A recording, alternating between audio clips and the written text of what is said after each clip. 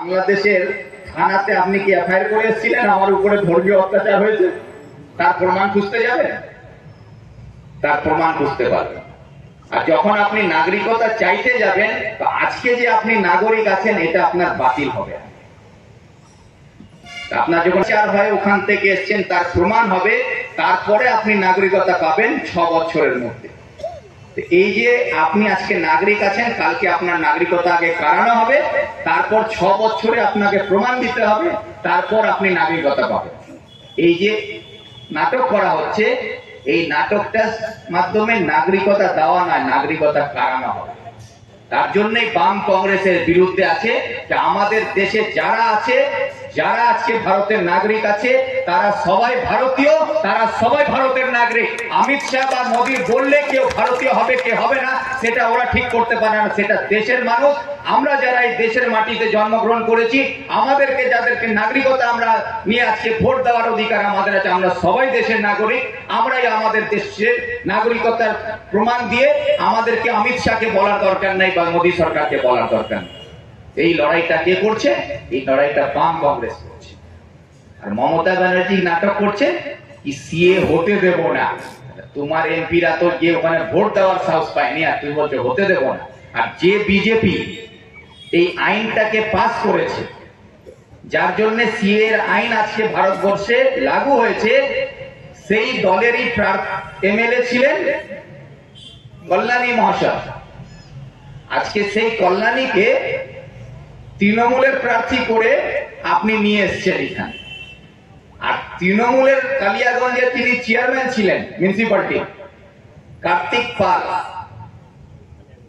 উনি এখন বিজেপির প্রার্থী হয়েছে।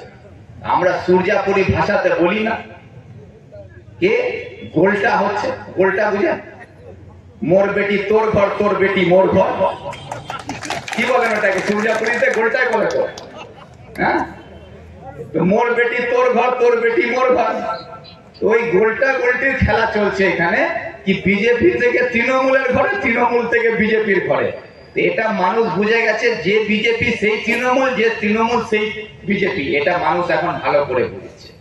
তার জন্য আমার বক্তব্য যদি আপনারা দেখেন, আমি বারে বারে বলছি কি বর্তমানে তৃণমূলের কোনো প্রার্থী নাই।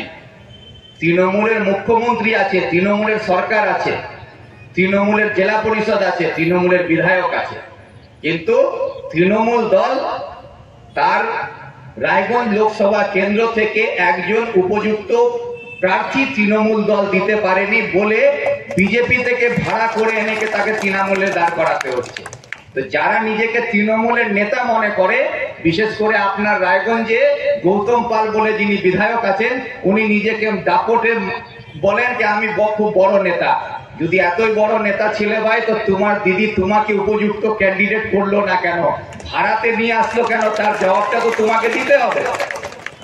কিন্তু সেখানে বাম কংগ্রেস জোট এর পক্ষ থেকে আমাকে প্রার্থী করা হয়েছে, যে আপনার রায়গঞ্জ লোকসভা কেন্দ্রের মাটিতে জন্মগ্রহণ করেছি, শিক্ষা দীক্ষা নিয়েছি, পড়াশোনা করেছি, ওকালতি পাস করেছি, মাটিতে থেকে আপনাদের মধ্যে থেকে বাম ফ্রন্টের সঙ্গে রাজনীতি শিখেছি, বাম ফ্রন্টের হয়ে রাজনীতি করেছি, কংগ্রেসের হাত ধরে আজকে আশীর্বাদ পেয়েছি আমাদের মাননীয় সভাপতি মহেশ সেন গুপ্ত মহাশয়, আজকে লোকসভার প্রার্থী হয়েছি।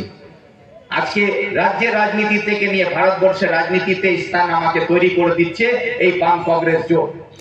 এই যে অবস্থানে নিয়ে যাচ্ছে, যদি একটা কংগ্রেস, যাকে মমতা ব্যানার্জি বলতো কংগ্রেস নাকি শূন্য করে দেব, কংগ্রেস নাকি শূন্য হয়ে যাবে, বামফ্রন্টকে সাইনবোর্ডে পরিণত করে দেবো, এই কথাগুলো বলেছিলেন তো, আপনাদের মনে আছে?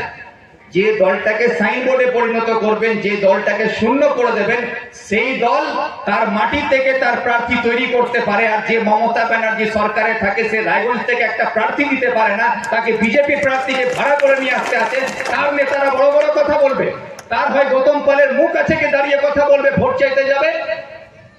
এই গৌতম পাল আজকে যে মস্তানি করে, পঞ্চায়েতে যেভাবে লুট করে, আজকে সার্টিফিকেট চুরি করে আজকে নিজের স্ত্রীকে জেলা পরিষদের সদস্য করেছেন, তারা আমরা সবাই জানি যে ওনার অবস্থান কি। তার বিরুদ্ধে যখন আমি আরটিআই করে বলেছিলাম, এই গৌতম পাল ক্ষমা চাইতে আসছিল কলকাতায়, আমাকে বলছে ভাই এগুলো করিস না, তোরই তো বৌদি, হ্যাঁ তোরই তো বৌদি, এগুলো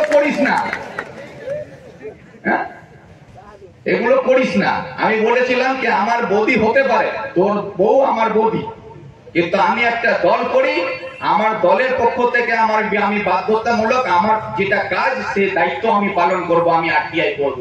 যখন আমি আরটিআই করেছিলাম ইসলামপুরে এবং রায়গঞ্জে এসডি অফিসে, সেখান থেকে যখন তথ্য বের হয় তারপরে কোর্টে মামলা চলে যায়, সেটা বামফ্রন্টের পক্ষ থেকেও মামলা হয়েছিল, বিজেপি থেকেও করেছিল।